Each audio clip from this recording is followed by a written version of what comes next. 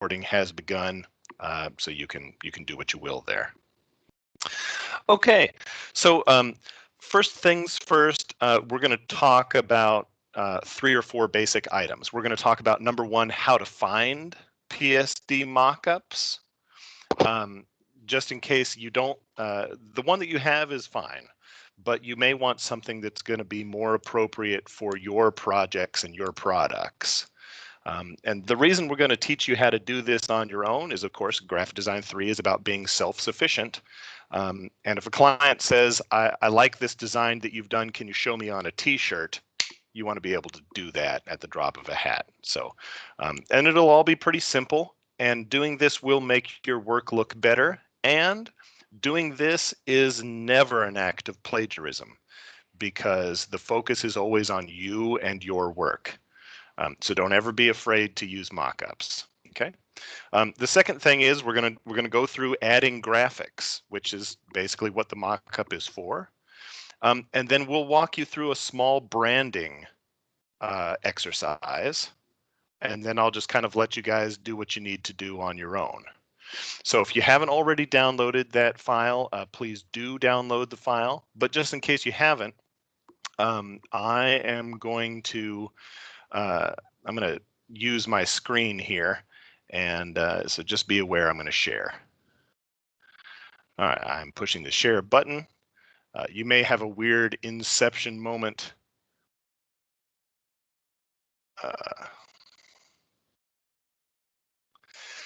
Okay, so here we are with my many tabs. If you cannot see a Google search on your screen right now, please say something, and I'll wait a couple of seconds just to make sure.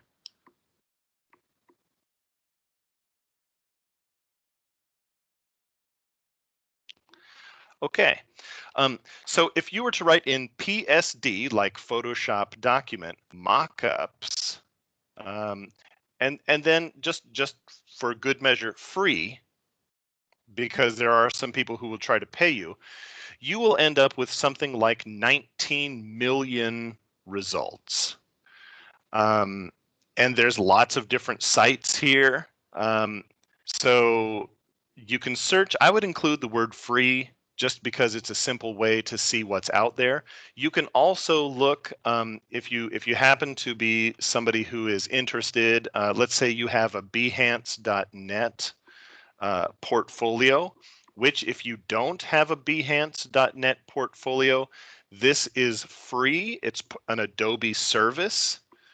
So going to Behance.net, this is a website where graphic designers are showing their work. So I'm going to put in here mockup, and you can see there's plenty of different options that pop up here, and I'm just going to put in mockup free. Here are several different mockups that you can use for your projects. So if you don't like just kind of randomly looking online, you can go into Behance, and these will be legit. Okay. I'm going to go with Graphic Burger, which is a fine site. This is where we got the download that I gave you for class today. I suppose this is technically not class, but you can see lots of different things in here. Icons, not available for you, I'm sorry, but mockups, yes, you can always use mockups. So there's also a mockup tab that is just mockups, and you can look for specific items, or you can kind of scroll through here. Heads up, this water bottle, don't ever use this. This is super overused. The label area is very small and it's totally open. No one knows what to do with this. Don't use this. That said, you can see, do you want your designs on the side of a van? Here is a free one with 6 different angles that you can download and see how that might look for your stuff. Gift wrapping paper, do you want to make a pattern into something? There's plenty of different things that you can really work in here. And anytime you see an icon or some words, you'll be able to change that out. So that's what makes these work well for everyone. You know, right here where it says enjoy the little things, you can have your logo on this cup. You know, if you would like this logo, if you'd like this instead of text to be your logo, you can make a dimensional sign as quick as that. So there's a lot of fun things to do with this. And I'm going to go ahead and pull up, here's a piece of art. And here is our mock-up. Before I get into this next step, does anybody have any questions about looking for mock-ups, how you might find them, how you would discover if one is good or if it's bad? Any questions about that? Okay, if you go to download the mockup and it suggests you should tweet about it before you download it, or it suggests that you may want to put in a credit card, don't do that. You want something you can afford, which is the word free. If you can't afford something that's free, I understand, borrow a friend's computer and then download it and take it home. But just kind of be aware, free is a really good price. And most of the time, for everyone that you get that's free, they may try to suggest to you that you purchase a mockup. And there are some services like Envato, E-N-V-A-T-O, like Envato We Trust, that is a clearinghouse where for $30, I think it's 37. So let's say $40 a month, you can download unlimited mockups, which is something to think about as you get closer towards portfolio. But one thing that I do, I'm going to go ahead and write this down so I don't forget about it for later. So just kind of let's walk through this process and see how it goes. If you do have questions, feel free to ask your question immediately. You don't even have to wait for me to stop talking. Okay, and these will be the same rules in our classroom as well. So don't let me get too far ahead. All right, so we're back here we're in Photoshop. We've downloaded this mockup. Before I begin, does anybody have any problem seeing this? I don't have a problem seeing it, but I do have a question real quick. Oh, sure. My book cover was made in InDesign. Okay. So I was trying this morning to get it over into Photoshop, and I was having trouble with that. Is there an Okay. easy way to do that? Yes, there's one easy way and a couple of different methods. If you're in InDesign right now, go to File Mhm. and then Export, and you can either export as a JPEG or as a PDF. Either one of those will work. Oh, okay. I tried to use a PNG, and that did not work out. That could also work, but if it's really colorful, go with JPEG. Otherwise, PDF. PDF is fine. Perfect. And you know, for your portfolio, high resolution PDF. But you can pretty much do what you want. So when you have, did that answer your question? Yes, perfect. Thank you. No problem. I would like to apologize in advance. I'm going to have a train come through. So from where I live, you can look right across the railroad tracks and see the nice side of town. So here comes the train.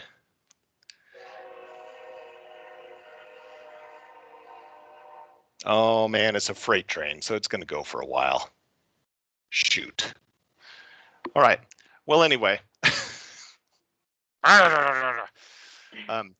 So when we open up this mockup file, you'll see over here in the layers panel, and if you haven't opened your layers panel, you should go ahead and do it.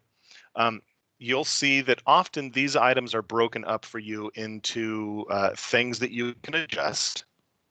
And there are often ways that you can change the background color, and the background itself will be here.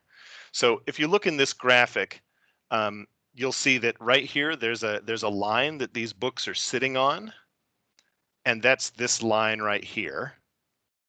And there's the background color, which is the wall behind us. So these things are totally adjustable. Double clicking on this, I I can change the color of the room. If I have a particular theme color that I don't know if you guys can see this, I'm gonna slide this over. If I want something purple that'll make this yellow really pop, I can do something like that. That would really be terrible. Don't use that color. So I'm going to cancel for right now. But this changing the background color, you can see that the layer is clearly labeled so that you don't get lost.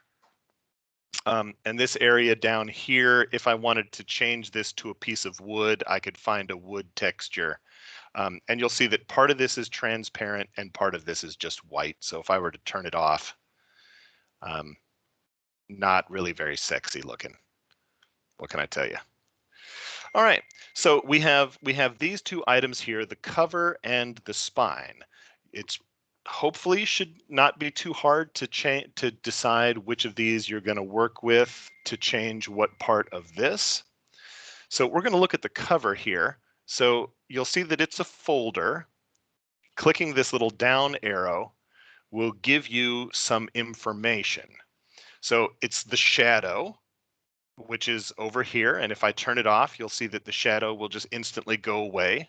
That looks really bad because there's such a sharp contrast here. So putting in the shadow makes it look a little more realistic. The book cover here turns this layer on or off. This overlay texture, there's a little kind of a spotty, dirty texture to this book that makes it look a little more real. You can turn that on or off. And this line here that says, your design here thumbnail.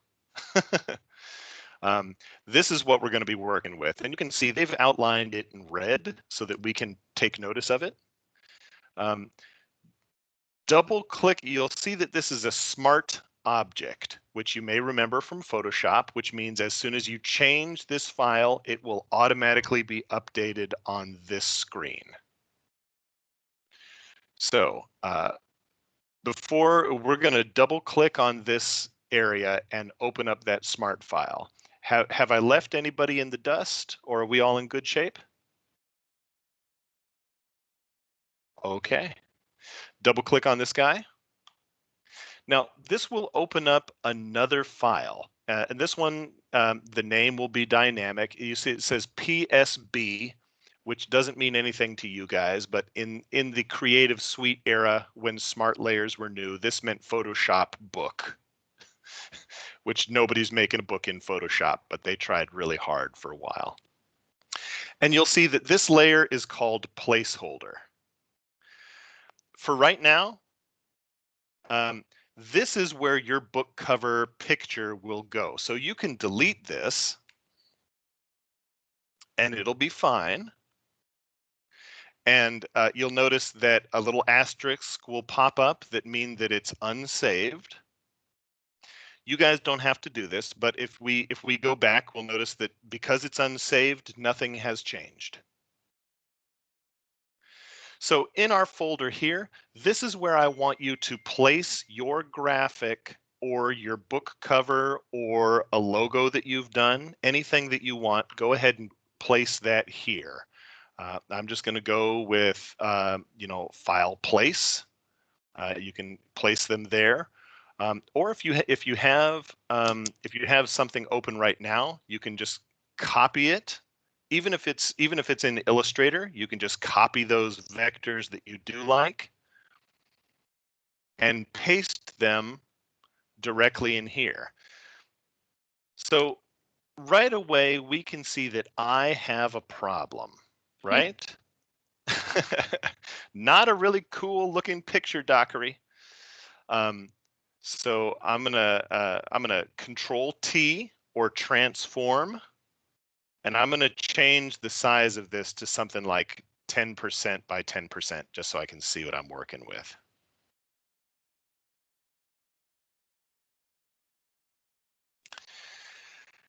So once you've got your graphic in the space that you'd like it, go ahead and resize it to what you need.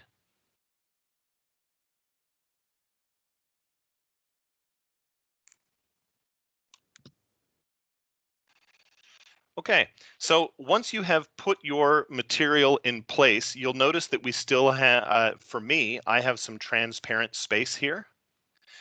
When you've got your item in place, go ahead and save. Just Control S or File Save. And because this is a smart object, don't freak out. Everything's going to be fine. So you'll see that I have saved this document. And I hope that you all have too by now. When we go back to our hardcover, you'll see that the changes that we have made are now live. But I've got a problem. My material isn't straight and it doesn't go all the way down to the bottom. So I can go back to this file that I was working with, and I can use the arrow keys to kind of nudge my work back into place. I'm going to hit Control S to save, and then I can check, is this a little more centered? Yeah, it could probably go to the right a little bit. So I'm going to nudge it a little more right and then save. And you can see that this texture, the overlay texture, is still laying on top of our graphic. Because I want to fill in the bottom of this, I am going to use my paint bucket tool, hold the Alt or Option key so that I can get an eyedropper. And clicking that will give me the same background color, which I can paint into this place. I've screwed up a little bit, but don't tell anybody. Saving my file in here again. Now we can see that I have a book cover. This book cover, someone might say, hey, you didn't make that. But when you look at this page, you're not really looking at this background. You're not really looking at the outside edges of this. You're focused on the design. So this is nice. I'm going to add some text in here. And you can treat this just like any Photoshop file that you're working with. Any changes that you make,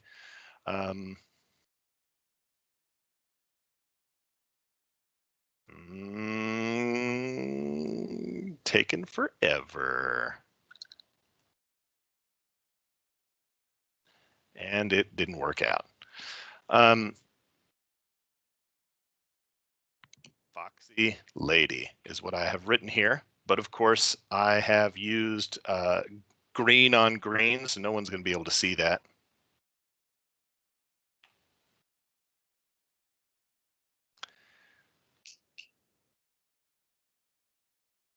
So we've got this terrible font here that's not appropriate. How about lobster? I don't have lobster. What world are we living in where I don't have lobster? You'll do. Lucid Effects Demi-Bold Italic. Sure. Why not? And I'm going to make this maybe 200.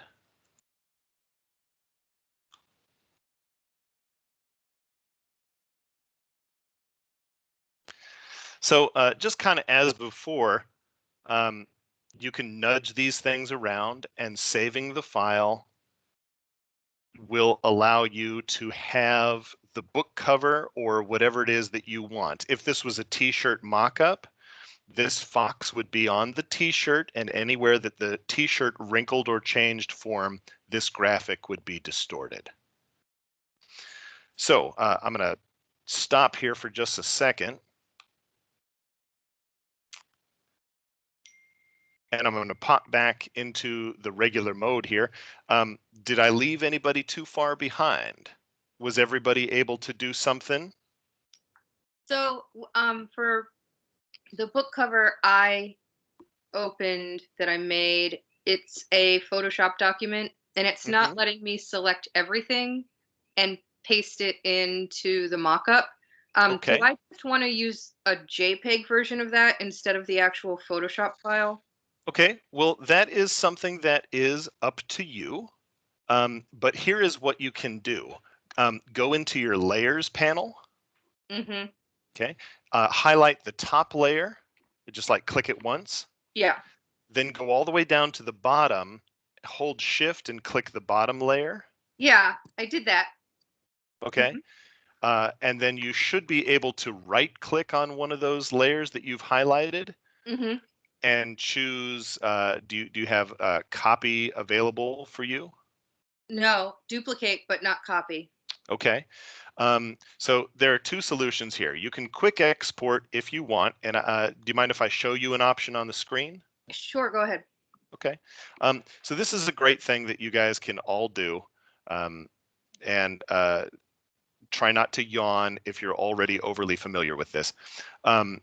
Over in the Windows area, you can arrange, and you can see over here, which I have just scrolled off of, you can see that there's lots of ways to look at your work. And right now you're probably all consolidated into tabs. Go ahead and do 2 up vertical, which is not letting me do because I'm in the middle of a dialogue apparently. Can you choose 2 up vertical? Let me see. Or tile all vertically? Let's see. Yeah, I can choose that. Okay. So in the layer that you want, grab your layers and just drag them out and drop them onto the file that you want. Oh, I see. Okay. And that will copy them verbatim into the new file. Okay. Will that help you? It might. It's currently my computer's running really slow because it's so much. Okay. But I think that would work fine. Okay. Yeah. So that may be one option that is available to you. Yeah. And then when you're done, you can just arrange the workspace back to tabs. Okay.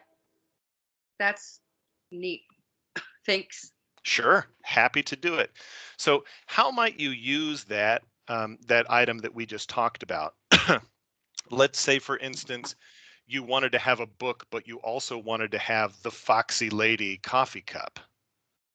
Who wouldn't want to have a Foxy Lady coffee cup? You can put that side by side and grab your layers from either the book or the coffee cup and pull them into the other mock-up. And since that will bring with it all of the smart layers and everything, you'll be able to have multiple mock-ups on the same background, which of course will make your work look very professional. It will look like you made all of these items and then photographed them. And I don't think I have an option available right this second to do that. But let's see if we can fake it. Okay, so over here in the spine, right, you can see we have several layers. I'm going to highlight the first layer of the spine and go down to the shadow. And I'm going to use this chain link here to link them all together.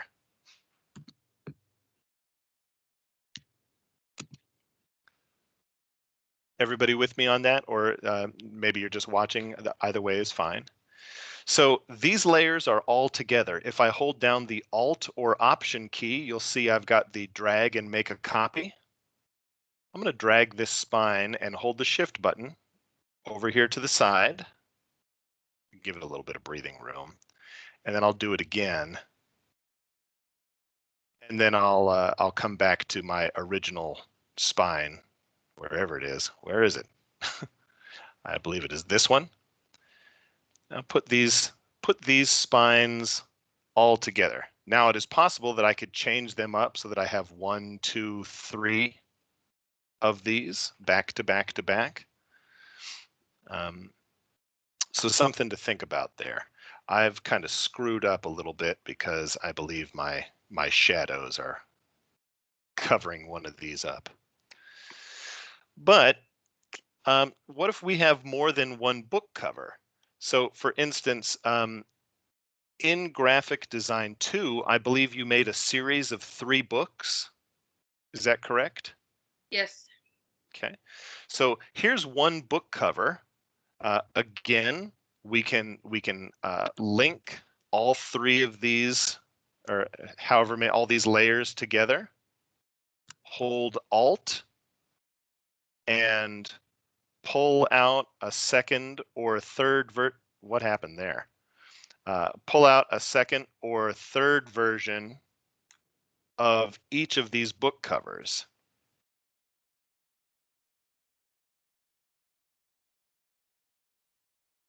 Now, early classes in graphic design told us that if you, I'm using Control Shift or Control T for free transform. If things are smaller away, oh, come on now. Is it going to be like this? Don't do this to me.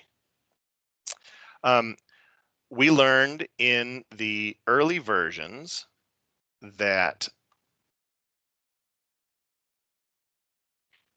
something which is, come on, something which is smaller looks farther away. So we can grab our covers here and change them in size.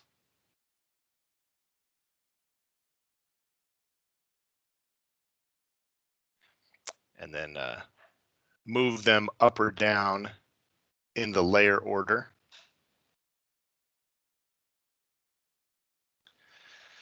So that we can create some kind of a Photoshop composition where we can have multiple books on the same page.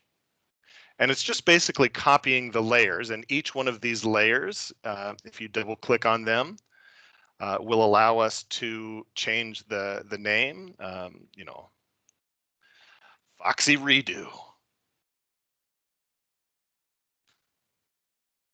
Foxy Poor Kerning. So we can save that file that I've just opened up. And you can see that, you know, we can change these out. Probably at this point, it would be smart to, you know, to import the other covers that you have with the graphics that you already have in here. But you can imagine how, let's say that you only had one fox. Opening this book cover, or let's see if I can maybe just kind of make a, how can I make a copy? I can save as. Making another version of this.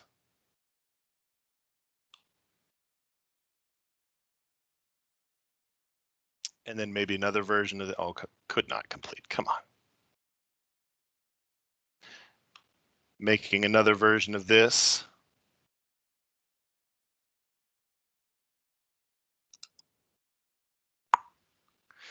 So here we have number 3, and I'm going to go in here in our little placeholder. I'm going to use my magic wand tool. Highlight all of this kind of a teal green, and we'll replace it with maybe like an icy blue. Sure. And we'll take our icy blue. That's a really bad color. We're not going to choose that. Mr. Dockery should have planned in advance. That is the same color. We'll go with this puce. That's going to vibrate like all craziness, but you know what? That's fine. We're on time here. We've got one version here, and we've got one version here, and we can grab this top cover. We can go into arranging vertically.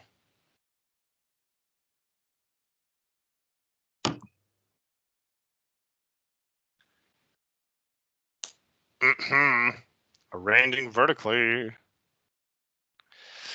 We can grab these layers and pull them from one side over to the next. And this would quickly allow us to let's say, for instance, one of you were telling me prior to class time that you had a can project that you did. Imagine you were to open up the font and the text for your can, wrap it around a can mock-up in Photoshop, and then spend, let's say, 1 hour changing the name of your can to reflect a flavor, changing the color of your can background to reflect that flavor, and maybe putting a different piece of fruit in the graphic. It would be very easy for you to go from 1 can to 5 or 6 cans, where you just change the color of the can, change the text on the can, and change the picture on the can. Mm-hmm. Now, I know what you're probably saying, Mr. Dockery. Changing the name, the color, and the picture is kind of like creating a completely different design. Yes, but remember, I'm very lazy. So I like to do small changes that make a big impact so that I can go, take a nap, watch television, play with my kids for, parent them for 5 minutes, whatever needs to happen. Quickly, just changing text, changing color, changing name. While that sounds like a lot of stuff, it's not really all that bad.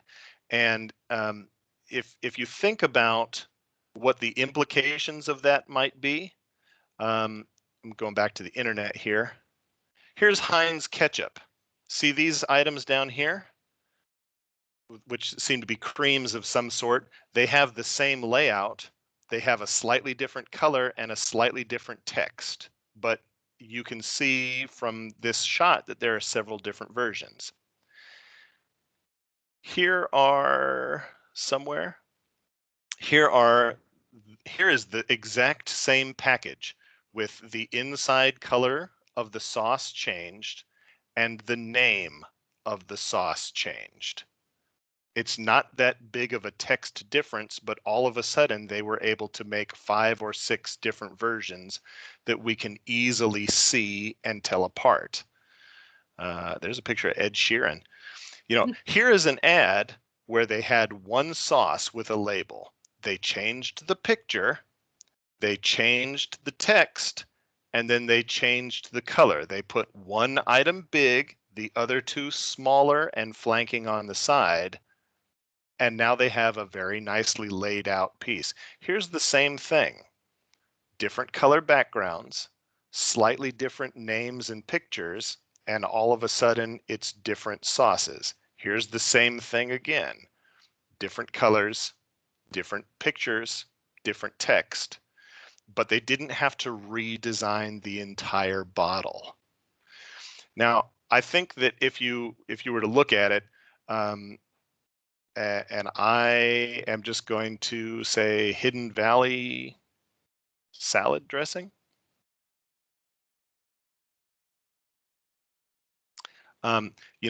Here's Hidden Valley Ranch and Hidden Valley Ranch Spicy. It's the same picture, it's the same words. They've added a yellow and a red band and the word spicy. But put these 2 side by side and someone will say, oh, you have clearly gone above and beyond to get extra items in here. Over here, slightly different belly band, slightly different picture, slightly different text on that belly band, and now you have 4 completely different objects. Same thing here. These are all ranch, but the color of the band changes, the name changes, maybe there's a slightly different picture in the corner of the band. And my thought is that if you were to go to the grocery store and look at a section of branded items, maybe could be oatmeal, could be tea boxes, could be sauces, they all look pretty much the same so that you can visually set them apart from the competitors, but they're not that different design-wise. So why am I telling you that? I'm telling you that so that you can keep an eye out for branding. If someone says, I'd like you to show me a logo, and you design the logo, that's a great product. But let's say you take the logo and you put it on a Photoshop mock-up of a t-shirt, you put it on a Photoshop mock-up of a mug, and maybe on a mock-up of a pencil or a pen. When someone says, show me a logo, and you say, here is a logo that I made for you. Also, here's 3 ways that it can be used in real life.